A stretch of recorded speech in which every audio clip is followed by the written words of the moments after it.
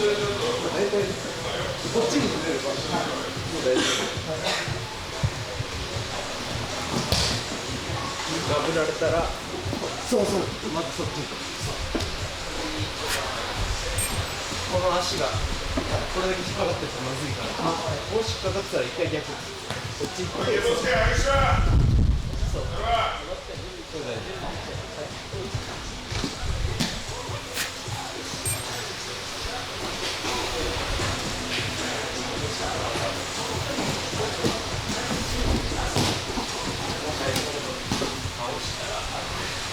戻ってきたら壁上げながら。せ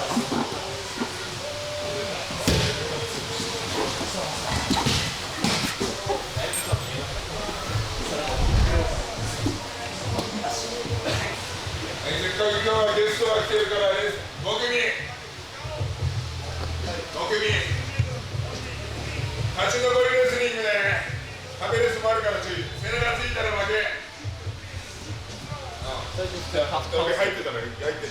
相手がどんどん変わっていく。壁レスもあるから背中ついたら負け。これだけ。はいパートナー組んで、はい、5組。あと軽量級はこっち行こう。軽量級こっち。ストロー、女子、軽いやつらこっちにどんどん行こうとして。どんどん出る。知っていいよ、場所、ぶつかんないとこ。ここに立ってないで。背中ついたら負けだからね。背中ついたやつを探して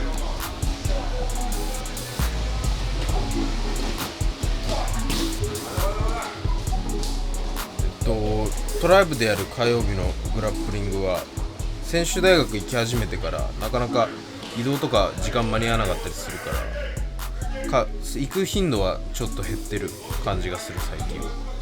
まあでも行ったら行ったでちゃんと練習にもなるし、逆に普段レスリング行っててそっちで学んだ技術とかをこっちに持って帰ってトライブに持って帰ってきて試せるから、そこで新しい発見があるからそれは楽しいけど。まあ、当然グラップリングだと決めがあって1本があるから、そこはレスリングじゃなかなか練習するのは難しいところだから、そこは決めをちょっと意識しながら最後のグラップリングはやるようにして、で今回の練習は最初はそのレスリング壁レスありのハウスまでのレスリングで決めがなくて、まあ、そこでは本当にトライブなんてそんな広いジムじゃないからすぐ壁があるからそれを生かして、まあ、試合でもほとんど普通のレスリングってよりは壁使うことが結局多いから、壁を使ってディフェンスできるようにと、壁を使わせずまた壁使って相手をテイクダウン倒せるようにする方法を特に集中してやるかな。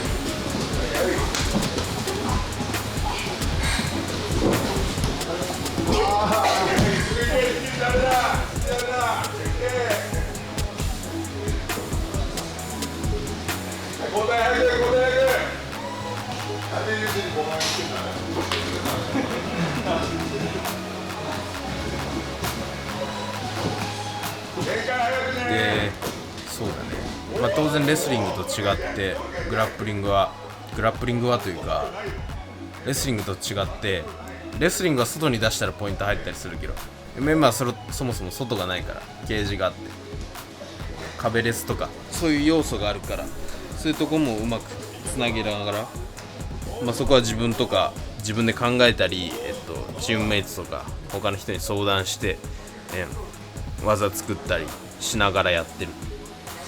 でそうだね、違う競技だけど全く違うってわけでもないし、こうしたらちょっと似てるなとかいう風にちょっと考えながらやってる。一見あんまり似たような動きとか似てるような技術じゃなくても、それこそもっと離れるとレスリングと打撃の練習の中でもタックル入る前のフェイントとか打撃でパンチ当てる前のフェイント似てるなとかいう風にも結構感じたりする。だから意外と似てないと思ってもたまにあるこっちからこの角度から見ると有名人に似てるとかほぼ似てないんだけど強引にそう見ようとすればそう見えないこともないみたいのはあるかな。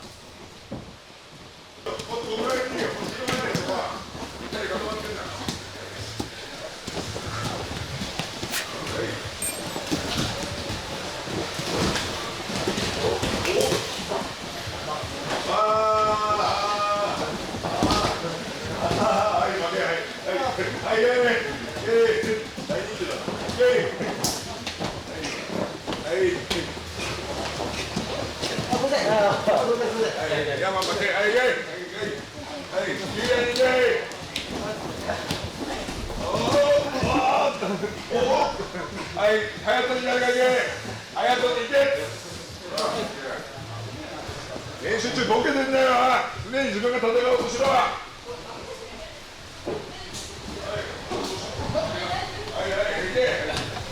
大人気のねいや結構きついですよ。レスリングやったら3分やったら30秒休憩ってめっちゃんでくるんでいい練習してます。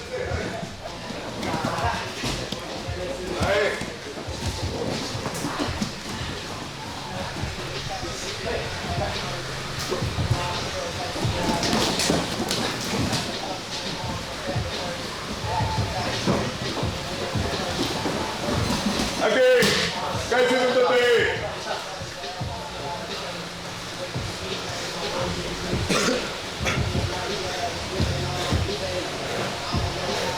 ちょっと休めると思ったら意外と負けなかった。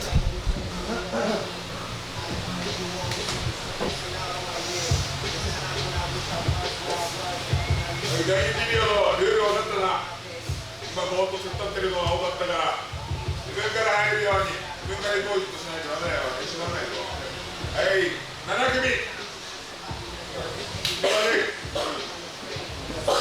残りね。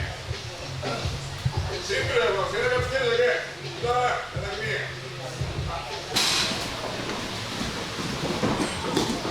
池田君倒しに行くんだぞ。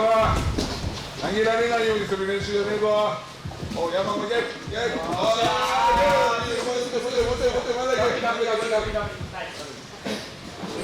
ケー。はい、山、誰がいけ。はい。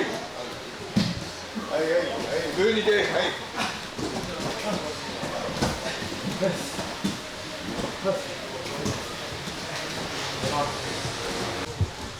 用意してろよ、すぐ。ほっとしてんな。おお、ま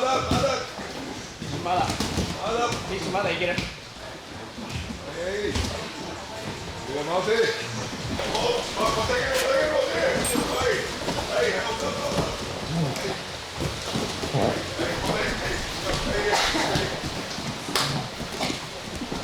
はい、2分。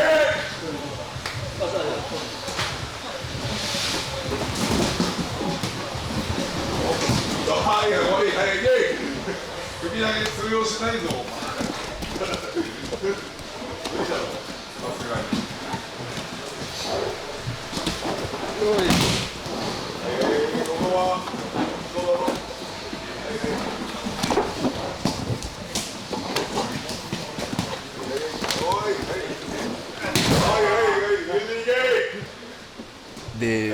まあグラップリングの方が自分はやってる時間がレスリングより長いから結構勝手は分かってる。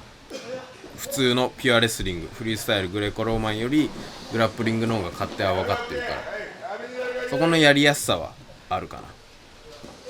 逆に今回専修大学から2人連れてきて、首里と立身を連れてきて、そういうのを見てると逆にこれ普通だと思ってたけどグラップリングの経験がない人にやらせると難しいんだとか、普通のピュアレスリングだけやってた人だとこういう動きはあんま慣れてないんだとか、そういう発見もあって面白かった。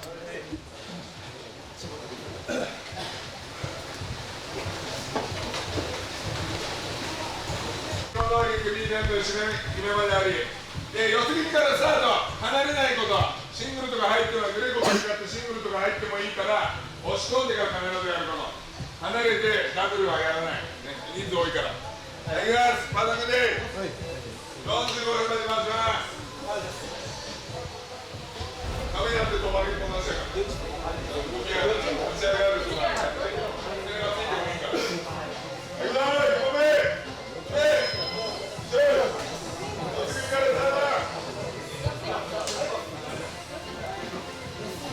3人ぐらい残ってるか。間にね。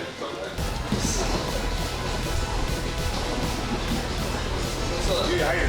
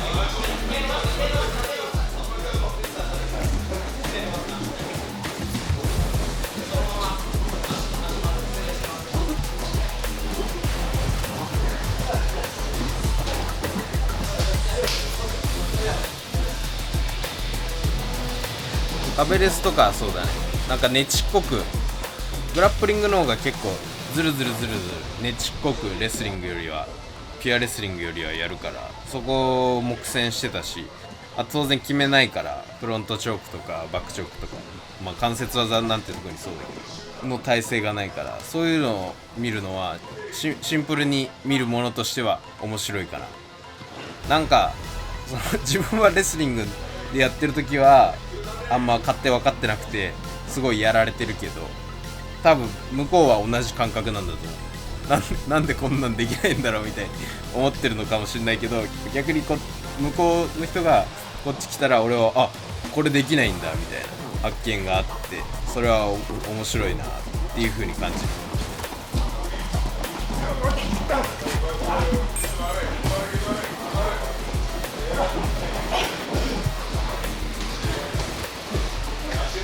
逆に今言った話だとレスラーだとやっぱこういう場面だとグラップリングでも強いんだみたいな、組む前の組み手とか相手の崩しとかグラップリングだけやってる自分より上手いなっていう風に感じることもあるし、そういう強み、逆に自分がレスリングに行くときはじゃあ俺がグラップリング長くやってきた俺がレスリングで出せる強みってなんだろうみたいに考えるとまた面白いんじゃないかなっていうふうに今思ってる。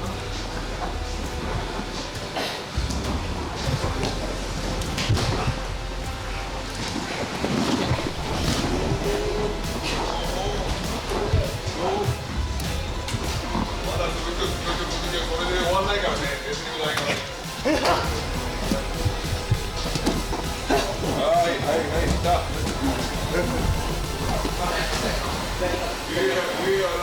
を見せないと。はい、どんどんイエス。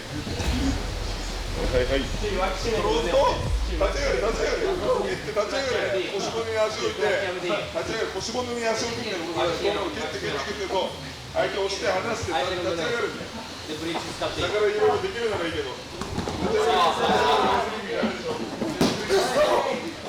まだ体伸ばすな、体伸ばすな、シュリ。じゃないよ。まだ終わんないよ、まだ半分、まだ半分、はい、まだ半分。いやー、クローズとしてる。シュリ取った。シュリ先やって。はい、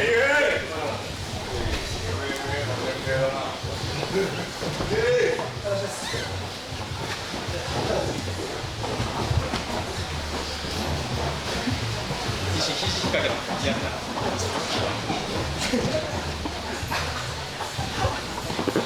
体伸ばされんな。ブリッジしろ。タイミング見つけてブリッジしろ。肩ずらせるから。体伸ばすな。そうそうそう。繰り返せる。足合わせ。肩突っ込む。左肩突っ込んだけ。決まりそうだったら。左肩突っ込んでたら決まんないよ。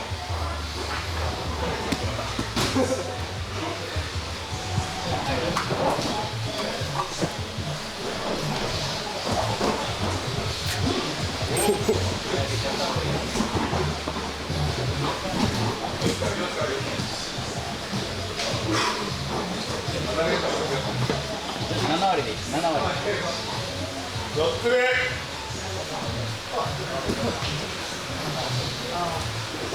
あと3ついきます。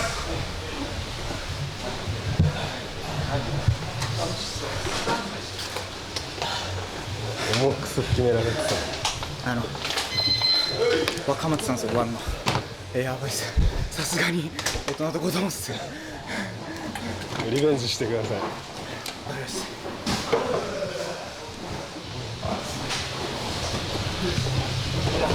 ありがとうございます。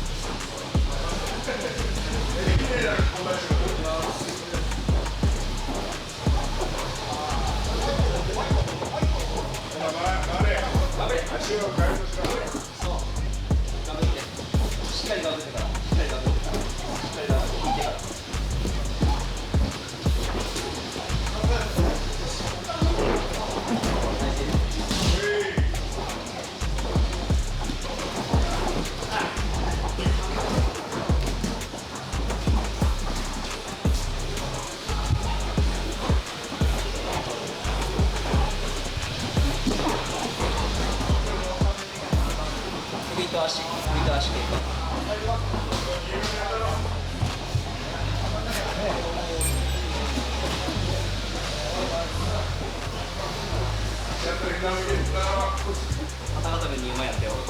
前やってよ。前やってよ。両足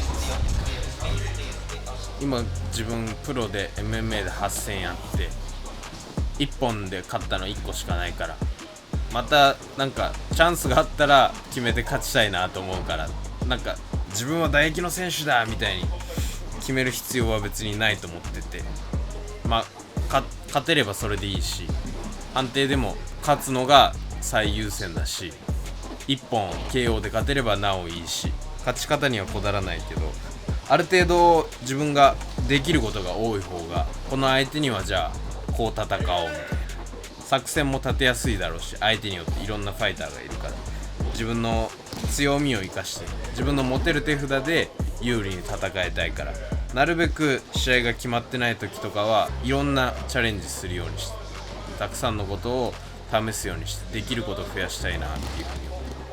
グラップリングでも普段はあんま自分の得意じゃない技とかそういうのを決めるにはどうしたらいいかなとか試行錯誤しながらやるようにはしてる。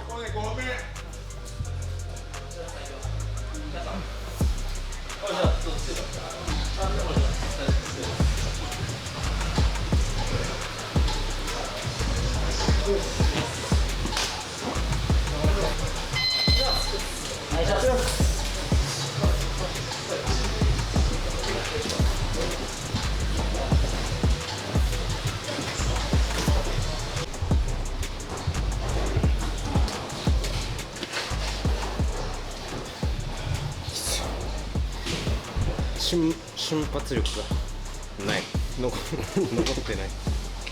振り絞ってください。振り絞れる。バスガッチャ。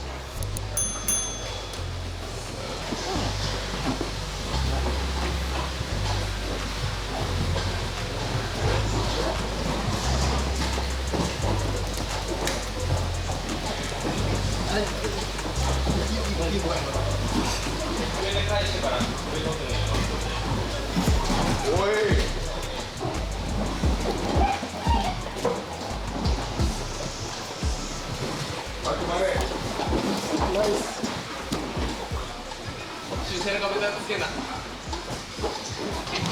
右足上に、左の脇締め。手で抜かれたら返した方がいいです。手離していい。決まっちゃうから。これキスだと取り出していい。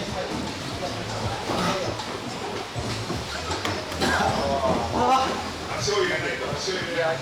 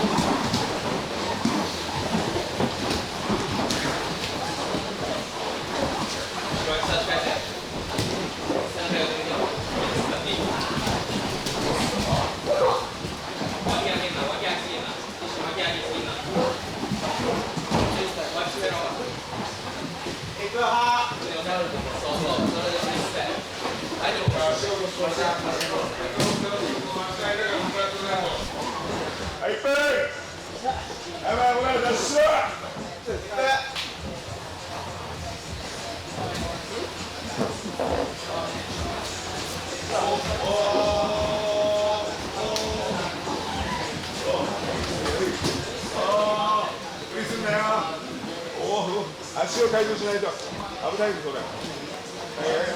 最後まで決めいけ。はい。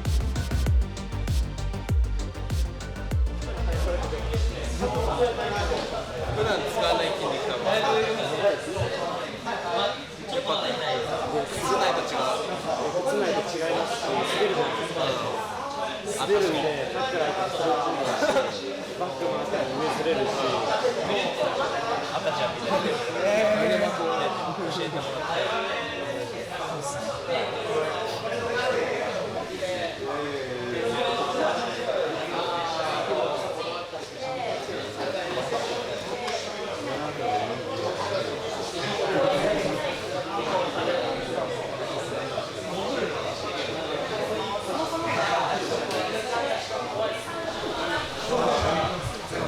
いたなんでまだやれるっす。あ、まだまし。どうでしたランだったらいやもうレスラーと違う MMA 選手の全然違う。カツグラップグラップリングこかして終わりじゃないんで、からのもつれとか、あとなんかレスリングって勝手にブレイクとかなったりするんですけど、ブレイクないんで、とっさにこう、こう確かにってこう抜いちゃう。時間の限り続くから